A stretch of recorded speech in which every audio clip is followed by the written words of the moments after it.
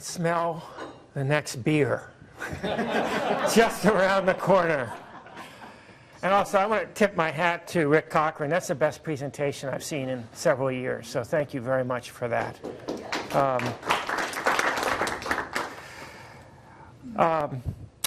I made this first map for a presentation I gave last May to America's Wetlands Foundation in Baton Rouge. And in simplistic terms, restoring Louisiana's wetlands requires two very different approaches for ecological restoration. The first involves re-engineering the spout of Mississippi's funnel to replenish the marshes, a general's forte. This has been recognized, debated, implemented half-heartedly for 30-plus years. The more interesting equation goes to Dave White's expertise, involves 34 upstream states. How do you encourage broad-scale conservation practices throughout the heartland farm belt, encompassing 34 states? The second map, and Rick has already preempted me, is I used for a presentation to the Permian Basin Petroleum Board 3 weeks ago in Texas. But what's pretty astonishing in what private lands, private farm and ranch lands. It also happens to overlay some of the richest oil and gas deposits in the United States. So the core chicken habitat is in yellow here. And it's Texas, New Mexico, Oklahoma, a little southeastern corner of Colorado, and a big section of Kansas. Hence the battle is raging from the halls of Congress to the halls of Tucumcari and Midland, Texas, where I was 3 weeks ago. In response, 5 state fish and game agencies have put together an LPC recovery program. It's called WAFA, the Western Association of Fish and Wildlife Agencies Range-Wide Plan. It's probably better than anything produced by the Fish and Wildlife Service over the past 40 years in terms of comprehensiveness, multi-sector outreach, and coordination. The scale of the outreach here is going to be unprecedented. And the prospect of scaling prairie chicken conservation activities over 5 states is a daunting challenge, as will be the complicated efforts with the oil and gas and wind industries to enlist their cooperation and investment in prairie chicken conservation. RFF is in the process of designing a prairie chicken conservation site to implement the WAFA plan. We already host the largest web-based platform for conservation information, the Private Landowner Network. And it's designed specifically for the market of private landowners across rural America. We have the best resume and product portfolio for aggregating and presenting online conservation information to help landowners on a scalable basis to achieve their conservation objectives. Our sites are neutral, multi-sector. We host all the federal programs, the state programs, the nonprofits, every land trust in the country, every conservation district, and over 30,000 for-profit companies today, including 1,600 tax and estate attorneys and almost 4,000 consulting foresters. So we're hoping to design a conservation dashboard specifically for prairie chicken programs and the multi-service providers across all 5 states. Why does it make sense to keep the prairie chicken off the endangered species list? Well, in the first instance, because the recovery of listed species is a deplorable record of success. ESA has a 1% success rate. Only 58 of 2,794 species ever listed have been delisted, and 10 of those were delisted due to extinction. That's why I'm so happy to see the lease turn proposal. I mean, that's simply wonderful. Second, I support and believe in the primacy and efficacy of state management of wildlife, and particularly in western and midwestern states where primary LPC habitat is on farm and ranch lands, and where landowners really don't cotton to either someone from Washington or the federal government telling them how to manage their land. Thirdly, From a social, economic, and national security standpoint, I think it's important to keep our oil and gas industry productive, as it's currently the largest producer of jobs in America. It is solidifying our national security from narco, klepto, petroleum states which have held us hostage for 40 years. And finally, I think private landowners are better stewards and will be better stewards of prairie chicken habitat than any public agency. I think the importance of private landowners to endangered species has been completely missed by the environmental community. Why do I believe private landowners will be the 21st century guardian of endangered species? Well, I agree with Walter's presentation, Vance's. You know, if you look at the change in Europe of lands going back to from farms and agriculture. I live in Maine. I fly to Washington every 2 weeks. You would not believe the amount of forest you see as you do that flight every day. I mean, it's an extraordinary change. That land was flat, treeless at the turn of 1900s. And as Dave showed you, I mean, you can restore habitat. Carrie mentioned neotropical birds, and when Maggie was my chairman, we initiated the neotropical bird program in the West, even on arid rivers like the San Pedro in Arizona. You fence the stream, protect the protected area. BLM identified a 300% increase in nesting birds in 3 years. I mean, the restoration potential is extraordinary. Simply put, private landowners host the majority of habitat, sources of water, particularly in western states. You know, it's ironic, but true. In western states today, 60% of the land is in public ownership by the federal government. But the land, private lands, I always say, are 5 times more important in the West than anywhere in the country, because they control the water rights and the stream beds. Most of the federal land's over 3,000 feet. It's largely rock, ice, pine forests, high-altitude deserts, and low biodiversity. And Michael Scott, with another NIFWIF grant, demonstrated this with the first analysis of GIS gap in Idaho. These private lands, which host most of the riparian areas, are harbors of biodiversity. And they also supplied all the water that goes to our metropolitan areas, our irrigation for agriculture, and they're also where our energy infrastructure build-out is going to occur. Today, approximately 1/3 of all private lands are found only on, or all endangered species are found only on private lands. And as of today, nobody has designed a comprehensive nationwide approach for engaging private landowners in stewardship of endangered species. So we're proposing to build and design an internet platform for aggressive private land stewardship implementation, not only for the prairie chicken, but for other species that may be listed in the future. The way we intend to do this is to build a website specifically in the next couple of months for prairie chicken conservation to assist in the implementation of the WAFA plan and provide a solid platform for landowner engagement and participation. This in turn will be incorporated into a statewide conservation center for Texas, which we're calling the Lone Star Conservation Center, and similarly we'll build one for each of the other 4 range states, New Mexico, Colorado, Kansas, and Oklahoma. These comprehensive conservation information aggregators are designed to absorb and update future endangered species listings and will host a full spectrum of federal, state, nonprofit, and for-profit service providers that are providing assistance to private landowners.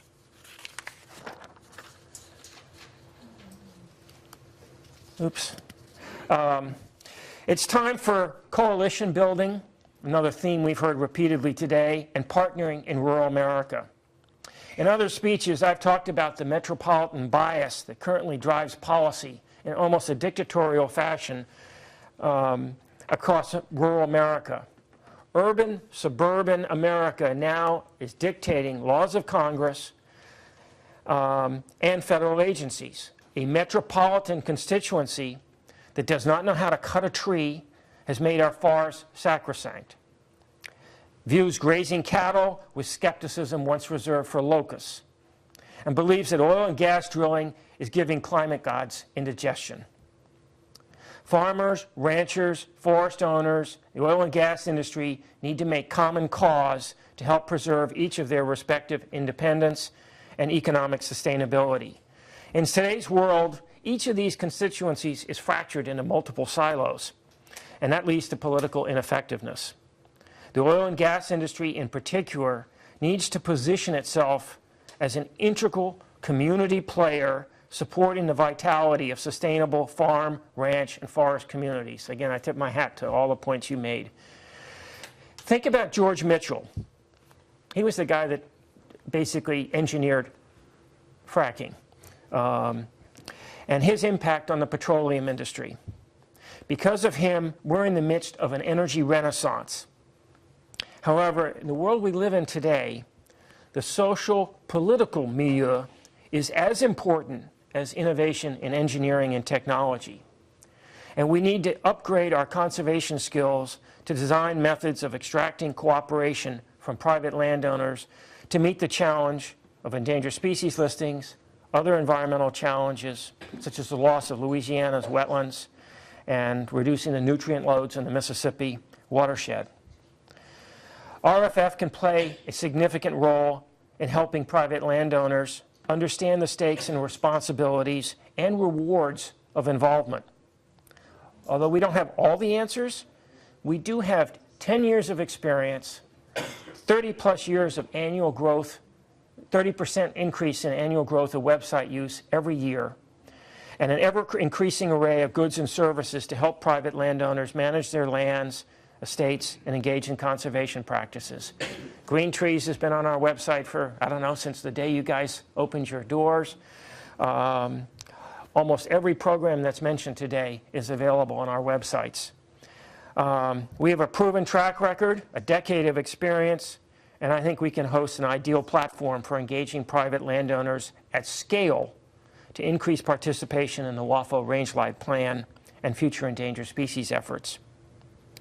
You know, in the world of business, you sell a product based on a marketing success or superior performance. We need success stories in this country.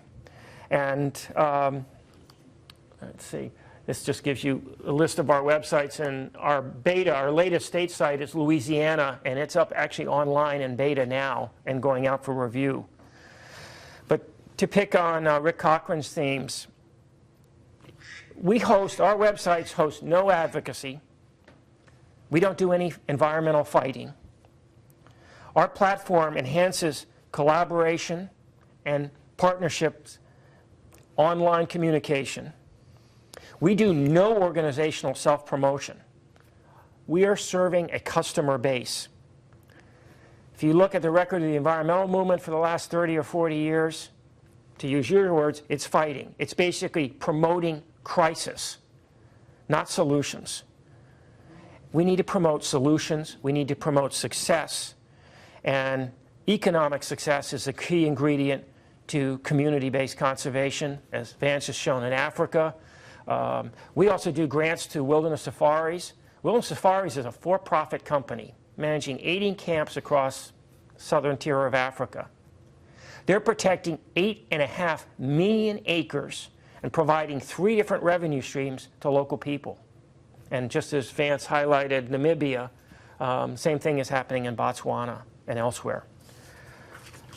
So that's my presentation. With your tolerance, I'd like to make just a couple of thematic conclusions from the speakers I've heard today. You know, starting with General DeLuca, and as I mentioned, I went to America's Wetlands, and I've been involved in Louisiana coastal restoration for decades, and you know, the needle's not moving. I mean, it's pathetic.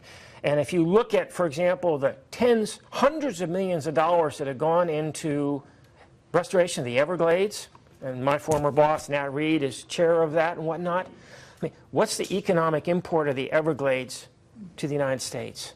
I mean, here you're serving 50% of the country. You're the major transportation corridor. You have ecological restoration, and it's not even on a national screen. 25% of Asian seafood. Yeah. The facts are just extraordinary, either covering the delta or the whole scope of the watershed. And I think my suggestion for Tara 2 is that you all make elevating, because, I mean, you can have these talk fests and we can all have a good time and enjoy the ambiance and Maggie's hospitality. But I think it's really important that you organize these talks to building blocks to somewhere. And I think it's really important. I mean, to me, the largest ecological priority in this country is the restoration of the lower Mississippi and the Louisiana coastal wetlands. And I think you should use the next Tara talk to start building the blocks to create a coalition to do that. You heard from James, for example. I mean, if I don't have a map to put up anymore, I don't think, if I can go back. Yeah, well, it doesn't cover the lower Mississippi. But, you know, the lower Mississippi Valley is depopulating. You don't have big metropolitan areas to promote your cause, as in the rest of the United States. That's why American Wetlands is doing road shows to Minneapolis and St. Louis and stuff. But through the internet, through communication, through consolidating interests with the oil and gas industry, the barge industry. I mean, if the barge industry can be monitoring endangered fish, they can buy into a larger, sustained program to support the lower Mississippi and the wetlands of Louisiana. And I think we ought to strategize to create those building blocks. Another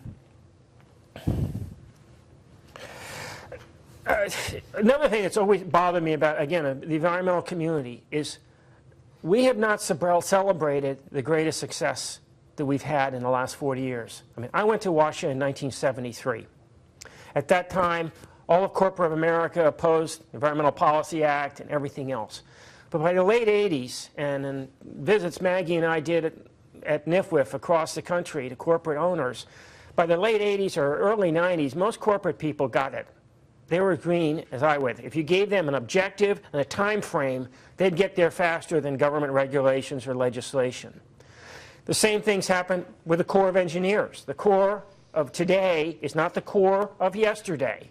I mean, I remember doing a Locks and Dam 26 interview on 60 Minutes with Nat Reed, and the general talked about doing the Lord's work to fix the Mississippi. Well, Nat's retort was, well, the Lord had the Mississippi before you came along, General. But the point is, the agencies have changed too. You have a fiscally constrained decade we're going into that is going to be really difficult. And we need to change the chess players and the orientation to be effective. And I think there are a lot of pieces that are in play on the chessboard that can be rearranged productively. And just for me personally, just listening to all the sessions today, I mean, Carrie mentioned neotropical birds, which we started at NIFWF. The NERDA program, I mean, the NERDA program I started at NIFWF to find one sustainable income stream for NIFWF, which didn't have a membership. Every year I was dependent on annual appropriations.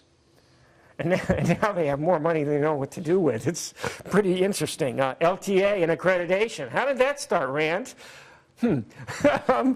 DOD encroachment. I mean, I spent 8 years working on that. And Maggie and I gave the first grant to get Jim Cummins' organization started. So, you know, good things can happen if good people make an effort, put their hearts, minds, and intellects together. And again, my hat's off to Maggie for doing that here in this session and for several decades, both at the national level, the local level, and at the international level with Vance and Voter.